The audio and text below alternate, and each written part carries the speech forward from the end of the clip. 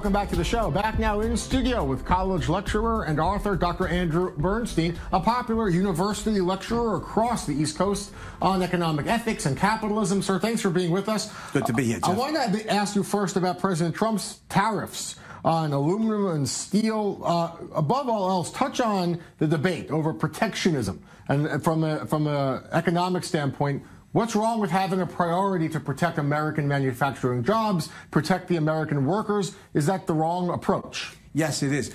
I'm a philosopher, not an economist, but the economists, going back to Adam Smith and Frederick Bastiat, have shown that international free trade benefits everybody. It means consumer goods are cheaper. American consumers get to buy goods inexpensively. They save money. They can then spend that money on other goods, bolstering other industries, or they can save it, giving bankers more money to loan out in credit.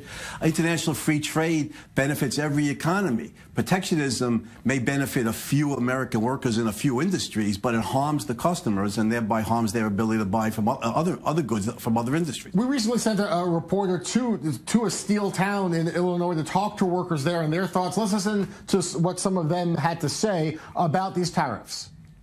It's put me back to work. The morale is lifted a lot. People are happy. We're starting back up and getting all these people back to work. How many people we talk? At least 500, about 550 is what they're telling us right now. United Steelworkers local president Dan Simmons ecstatic President Trump is finally protecting the American steel industry from what Simmons calls illegal international imports. What I say to them, to hell with them, screw them.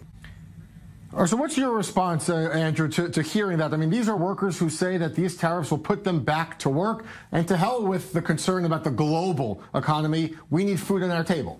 Well, I mean, I think it's true that tariffs will benefit the workers in this industry, but at the expense of the customers and the consumers in the entire country, and at the expense of other American industries, because the money saved on imported steel would then be used by American customers to buy other products and thereby support other industries.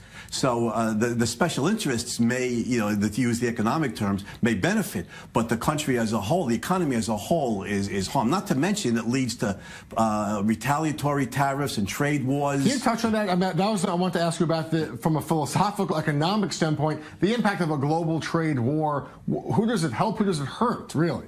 Well, again, it might help a few people in this industry that's being protected, steel or whatever. Aluminum or electronic chips. Whatever. But it hurts the customers, the consumers in every nation, millions of them. So it's economically a big lose for the country. Again, I want to repeat, when the consumers save money, say on steel or aluminum or whatever it is, they then have more money to spend on other products which bolster other industries. So it's a big economic lose. Plus, morally, it leads to suspicion and distrust between countries, which can lead to warfare.